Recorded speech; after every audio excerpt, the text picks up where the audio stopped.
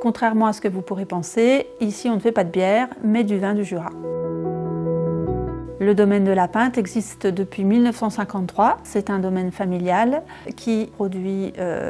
du vin sur une trentaine d'hectares en appellation Arbois et Arbois Pupillin. Nous produisons 2 tiers de vin blanc, 1 tiers de vin rouge avec des cépages typiques jurassiens, le chardonnay, le melon à queue rouge qui donneront des vins blancs secs plutôt fruités, le savagnin qui est le cépage roi du Jura qui permettra d'élaborer des vins blancs secs, fruités lorsqu'il est élevé dans des fûts toujours pleins, qui traditionnellement donnera des vins avec des notes typiques de noix, d'oxydation, d'épices telles que on les retrouve dans le vin jaune, qui sera l'expression vraiment optimale du savagnin lorsqu'on le garde plus de 6 années dans ce fût sous voile. Le domaine de la Pinte travaille en agriculture biologique depuis 1999 et en agriculture biodynamique depuis 2009. Cette technique de vinification et de conduite de la vigne nous permet d'élaborer des vins au plus proche de nos terroirs, avec des raisins qui vont exprimer au maximum tout le potentiel que l'on trouve dans les terres d'Arbois et de Pupillin.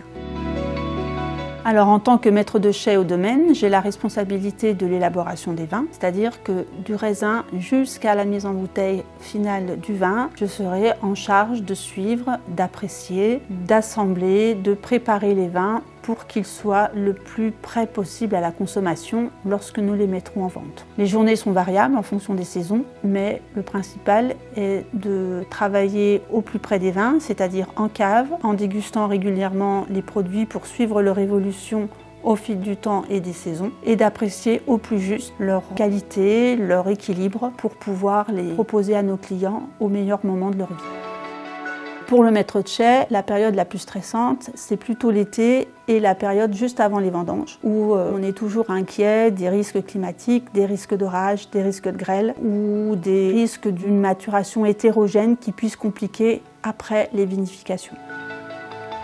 La biodynamie nous donne déjà des directives et des orientations qui sont bien sûr à la base un choix du vigneron, c'est-à-dire n'utiliser aucun intrant chimique dans les parcelles de vigne, ni sur les jus de raisin ou sur les vins. On va donc privilégier des produits d'origine naturelle pour la partie viticole. Pour la partie œnologique, on va limiter au maximum l'ajout de produits exogènes au vin, voire pas du tout si cela est possible. L'idée étant de privilégier au maximum l'expression du fruit.